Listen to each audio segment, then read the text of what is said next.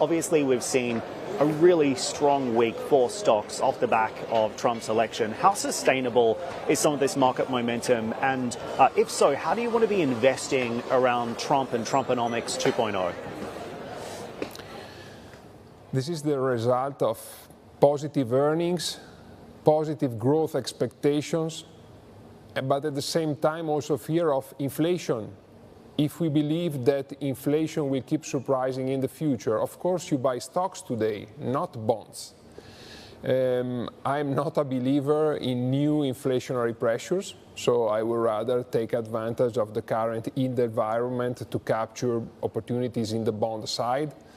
Is it US, the area where I would buy bonds? No, probably is Europe, because Europe is in a completely different macro dynamics than the one we have in US. So the beneficiary will be fixed income from European companies.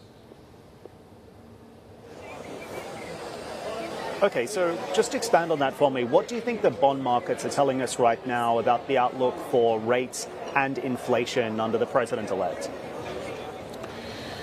Well, everyone is talking about deficit, higher debt, and higher yield to come.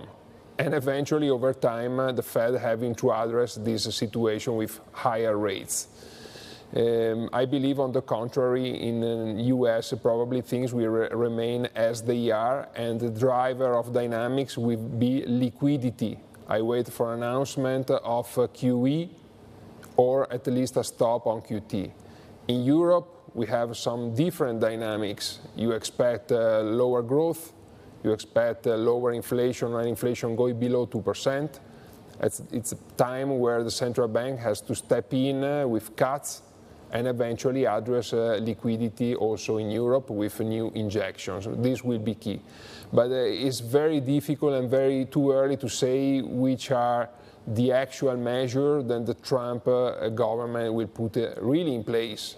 One thing is to talk about what they would like to do, and one thing is what they practically will be able to do.